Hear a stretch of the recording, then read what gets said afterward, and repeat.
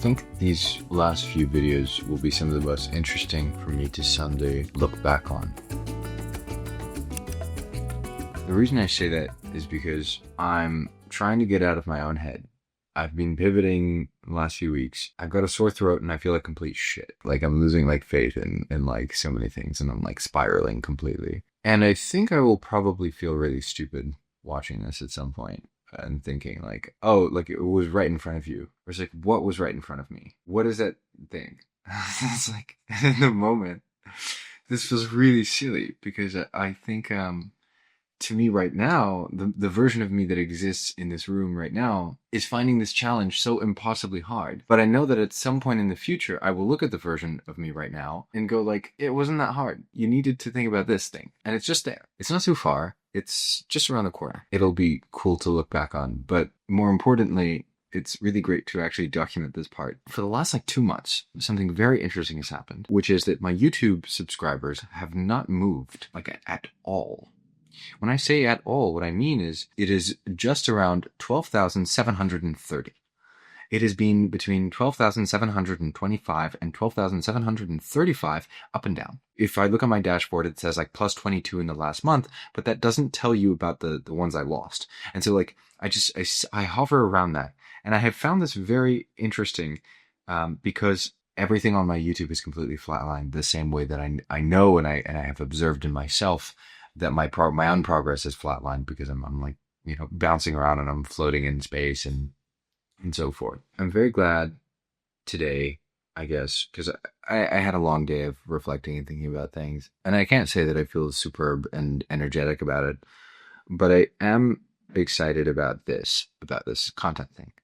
This is exciting to me because I think it's really fun to document the reality. Somebody who tells you a story is telling you a story. It's very hard to fully capture what it feels like in that moment on that particular day that you were feeling that thing. This is a very hard to capture kind of situation. Not today specifically, but just the sheer number of days that I might have spent bouncing around. In the long run, I might look at this and it'll be just a blip, right? I spent 20 days being useless and trying to figure something out. So what? Who cares? Or it might be that it's oh, this is actually a long period of relatively very low productivity and indirection and whatever. I don't know how it's going to look. I just know that this documenting day by day is exciting and an interesting experiment to me. And I think it'll be more interesting in light of however the dots line up next. You can't connect the dots looking forward. You can only connect them looking backwards. I'm glad that I'm leaving more dots along the way because people can see what it's actually like. And I think there's something fun in that because no large entrepreneurs generally tell their story to the best of their ability, I think, because, well, number one, the technology hasn't been around that long. Number two, honestly, it's a bit of a hassle. That's the truth, right? Recording every single day and getting it posted and getting it edited, it's a non-trivial amount of effort. And that's even, without doing super well done videos, right? I don't necessarily plan these videos super well. And so they're not even the most amazing videos. And I'm well aware of this, right? I really want to improve, but I have put a lot of attention and resources toward this in terms of just cash invested, the camera equipment, in terms of editing, all of that stuff.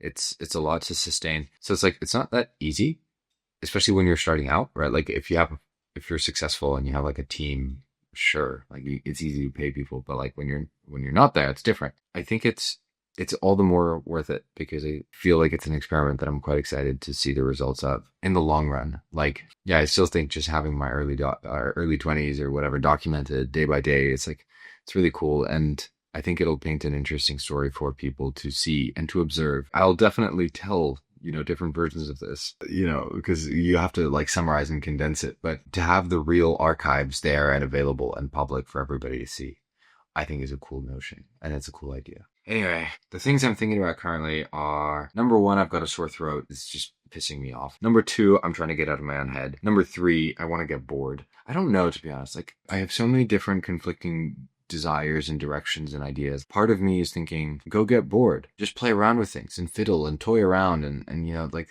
let ideas come to you. You have writer's block, you know, you need creativity. And then there's part of me which is also like, oh, you kind of just need to throw yourself into working on something. And it doesn't matter how relatively arbitrarily picked that thing is. All that it matters is that you take up an opportunity right now to run in some direction. And particularly in the case of like, I think I want to participate in the US and build something here because it's a great place to build companies. But if I want to do that and if I want to get a visa, I need to build a company here with funding in order to apply for any kinds of visas. Like realistically, that's going to be the case.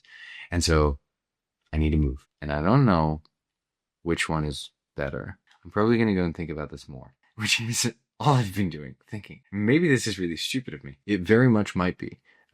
Like the problem or something, right? I might look at this someday and go, I was such a moron because I was thinking too much and I should just do. I struggle to execute things which are too arbitrary.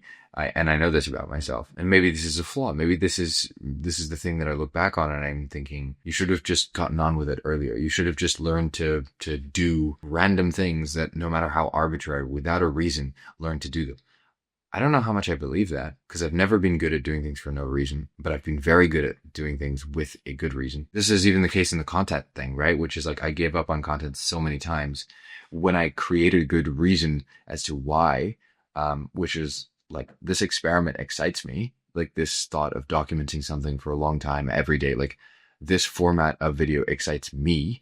And it's a good reason in my eyes to do things. I think this is worthwhile. That has been such a bigger driver, and it was such a powerful driver to get over so many barriers and insecurities about embarrassment and judgment, getting found out by other people, like, and the consistency as well. Like it a lot of it came from the fact that I could now see a good reason as to why I'm doing it, because I just, like I think that this is an interesting experiment that I want to see through. Yeah, so that's my worry about trying to build something that's really random. It's like I'm very easily going to give up on it because I don't have a good reason behind it. When I find good reasons to do things, man, I can really get them very, very far. So I suppose I'm looking for good reasons. Like, what good reasons do I have in my life to do things? Build venture companies around that, something like this.